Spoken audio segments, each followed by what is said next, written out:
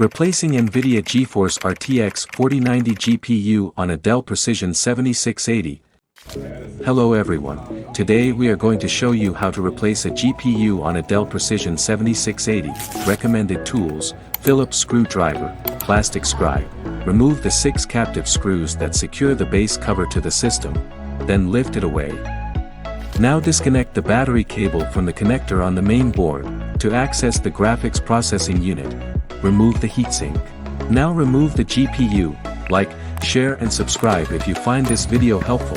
Installing the new graphics processing unit.